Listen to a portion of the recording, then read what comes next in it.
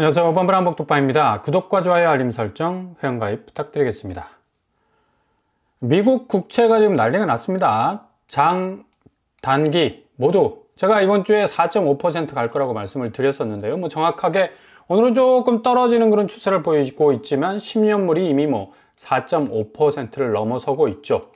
그리고 2년물도 4.3% 정도 가고 있고요. 30년물 최장기도 4.7%를 넘어가고 있습니다. 이렇게 미국 국채 금리가 지금 들썩거리는 이유, 당연히 인플레이션 우려 때문에 이번에 미국 연준이 기준금리 인하를 했지만 매파적인 인하라는 평가를 받을 만큼 기존에는 고용에 좀 꽂힌 듯한 발언을 했었는데 파월이 이제 절대적으로 물가 부분이 불안하다라는 그런 포인트를 맞췄었죠. 이러다 보니까 국채금리 6개월 만에 지금 최고치를 찍고 있고, 월간에 이제 트럼프보다 제롬 파월의 입에 더 주목을 해야 할 만큼 어제 코스피 시장 혹은 또 나스닥 시장 엄청나게 지금 흔들거리는 모습 보여주고 있습니다.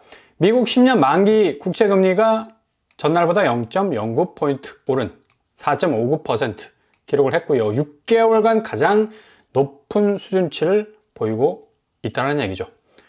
특별히 한국의 금리, 대부분의 금리에 지대한 영향을 주는 10년물 국채 수익률이 0.2%포인트나 급등을 했다는 점이 앞으로 지금 한국 시중은행의 금리에 대한 이 자극을 굉장히 할 수 있다는 그런 부분을 우리가 볼 수가 있죠. 이런 이유 때문에 오늘 환율은 1,451원까지 지금 치솟고 있는 그런 상황 중에 있습니다.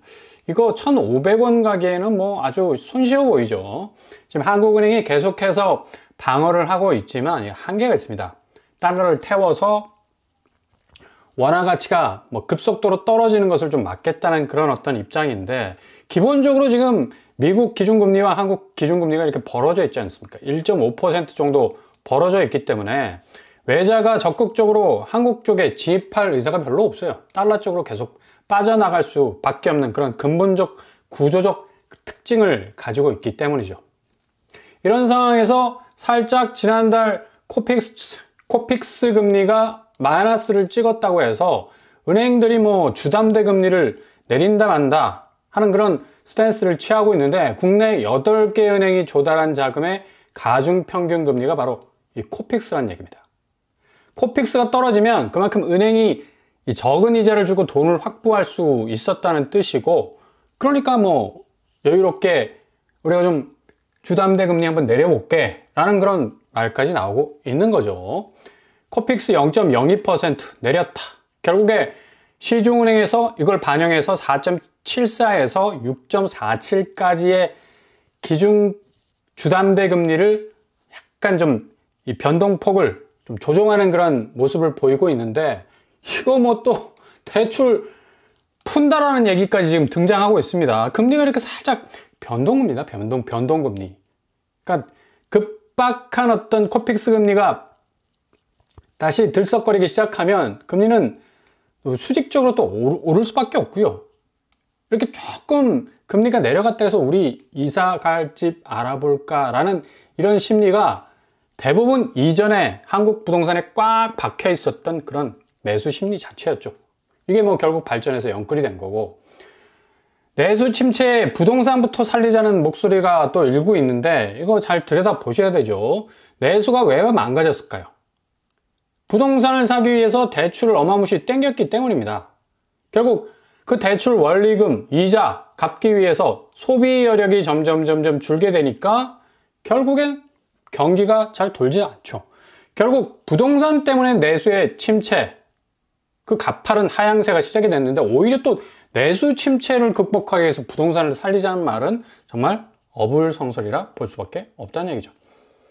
불과 1년 전만 해도 주담대 금리 8% 넘나 그대들은 어떻게 갚고 살 것인가, 이런 위기감을 줄 정도로 시중은행 주담대 금리가 상당 부분 치고 올라는 그런 부분이 보였었습니다.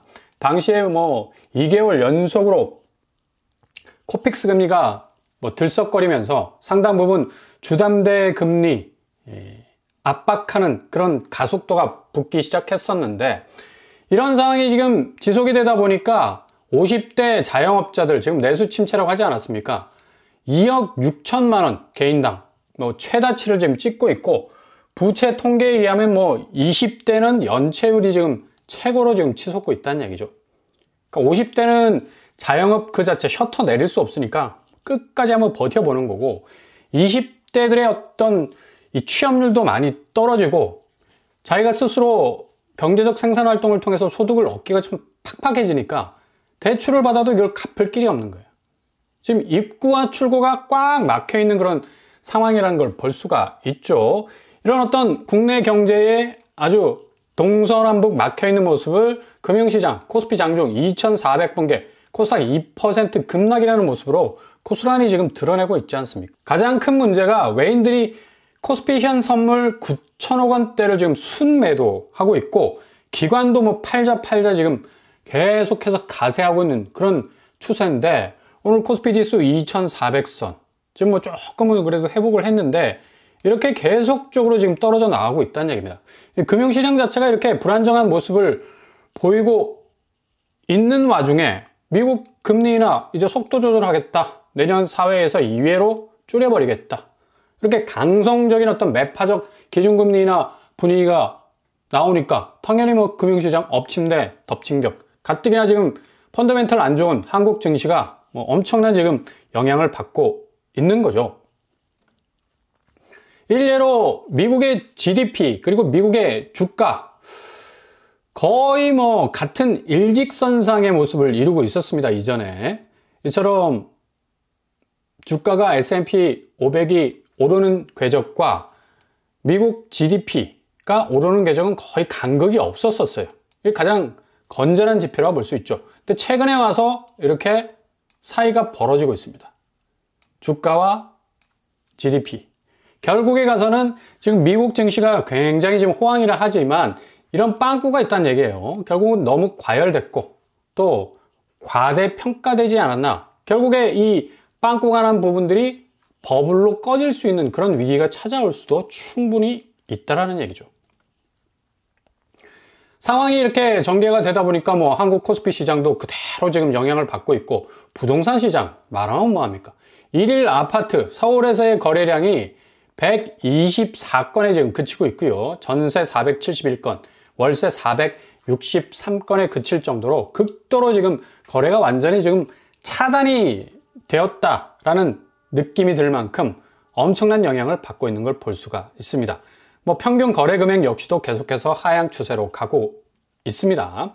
이렇게 아무리 기준금리가 내려가도 이젠 도리어 시장금리가 좀 희한하게 올라가는 현상들이 벌어지고 있습니다. 그것도 극도로 압박하는 궤적이 2025년에 재현이 될 듯하다는 얘기죠. 결국 경제구조의 해체와 재편이 가장 두드러진 한국의 이 펀더멘탈, 지금도 뭐 가뜩이나 약화되어 있는데 더욱더 약화될 수밖에 없는 직격탄을 맞게 될 거고, 환율은 뭐 거의 1,500원 선, 1월이면 거의 가능하지 않을까, 그런 생각을 할 수가 있죠. 이 선에서 지금 놀기 때문에 중앙은행의 기준금리 인하는 뭐 체감적으로 전혀 표가 안 나죠. 고금리 압박 시대, 결국 파월의 입에서 나오지 않았습니까? 올 하반기만 해도 뭐 얼마나 분위기 좋았습니까? 시장 친화적인 그런 발언을 통해서 이제는 우리가 새로운 시대를 맞이할 것이다 라고 이렇게 단언을 했는데, 완전히 12월에는 스탠스가 바뀐 걸 볼 수가 있죠. 그러니 부동산 시장 어떻게 버텨낼 수 있겠습니까? 서울 대장 아파트 값도 뭐 주춤한 상태고, 두 달 새 뭐 2억 이상 떨어지는 하향세로 지금 계속해서 가고 있는데, 시장 관망은 앞으로 이 지금 한국은 폴리코노미, 정치적 어떤 이슈들이 경제에 지대한 지금 영향을 미치는 또 다른 변수가 터졌기 때문에 앞으로 부동산 시장은 더욱더 얼어붙을 가능성 많고요. 강남부터 벌써 보유보단 시세 차익을 실현하는, 현금부터 일단 쌓아두자, 어떤 위기감에 근거한 이런 움직임들이 계속 보이고 있다는 얘기죠. 서울주택 장기 보유자들도 주택 매도에 나섰다는 이 포인트가 굉장히 앞으로 2025년도 한국 부동산의 움직임을 미리미리 보여주는 거라는 얘기입니다. 이미 자본은 다 빠져나가고 선수들도 빠져나가고 다주택자들도 빠져나가고 시장에서 움직일 수 있는, 가용할 수 있는 자금들이 거의 뭐 말라간다는 그런 어떤 모습을 단적으로 보여주고 있는 거죠. 그러다 보니까 가용할 수 있는 이 가용액, 그러니까 실질 소득도 줄어버리고 또 처분할 수 있는 소득도 줄어버리니까 한국 보십시오. 이 수입 비율 추이를 보면 한국이 딱 중간 정도에 있는데 인도, 대만, 베트남하고 거의 비슷한 수준이고요. 캐나다, 중국, 멕시코, 유럽 연합이 그래도 어느 정도 이 비중이 굉장히 커져가는 걸 볼 수가 있죠.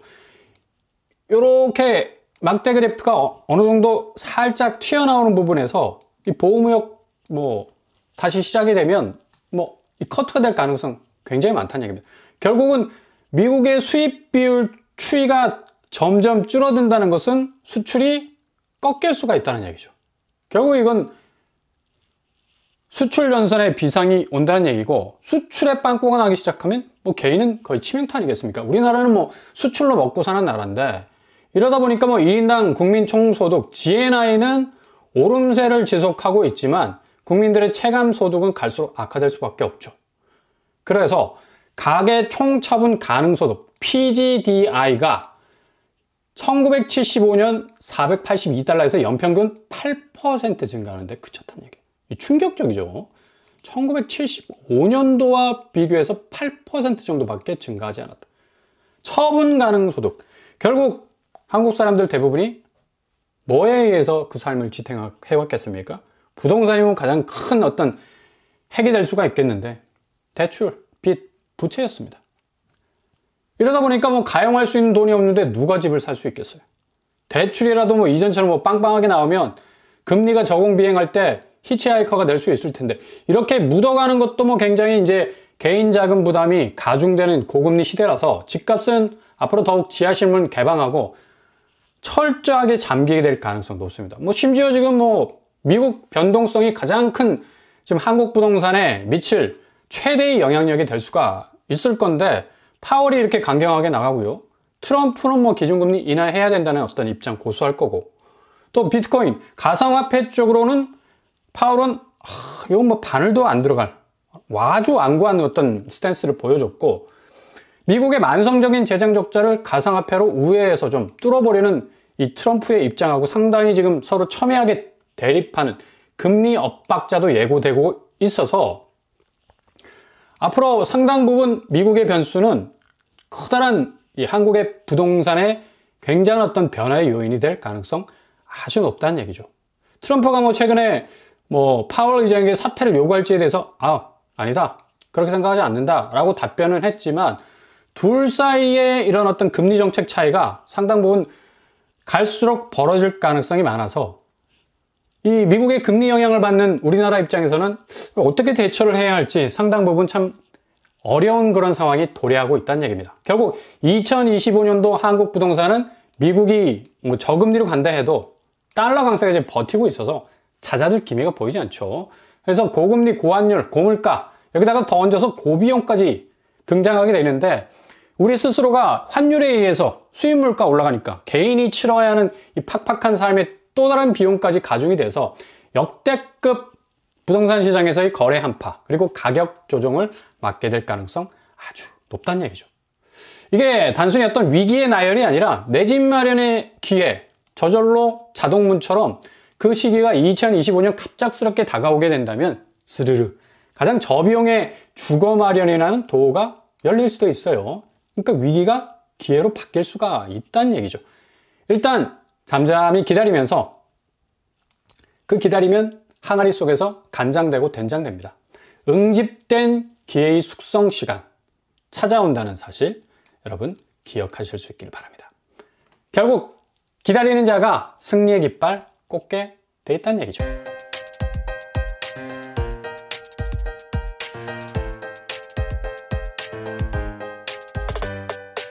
오늘의 부동산 캐릭터처, 국채금리가 정말 심상치가 않습니다. 지난주에 예상을 한 것처럼 4.5% 이상을 치고 올라가는데, 역시 금리 부분에서 상당 부분 저격할 가능성이 많아서 지금 시중은행에서 코픽스 금리 내려갔다고 변동금리 내려준다고 하지만 이거 잠시 잠깐입니다. 메뚜기도 한 차례라는 얘기죠. 내년 2025년도 되면 다시 7%, 8%, 심지어 9%, 10%까지 금리 부담이 쑥 하고 올라갈 가능성 높으니까 쉽게 대출문 두드리지 마시고 신중하게 잘 접근하셔서 앞으로 뭐 주거 마련도 그닥 크게 고점에서 잡을 이유 없이 자동으로 내려오는 그 집값, 정말 손에 닿을 정도에 위치하게 되면 그 도를 과감하게 확 열어 제낄 수 있는 그런 기회도 찾아올 것으로 보인다는 얘기죠. 이상 5번 불안 복동방을 마치겠습니다. 구독과 좋아요 부탁드립니다. 감사합니다.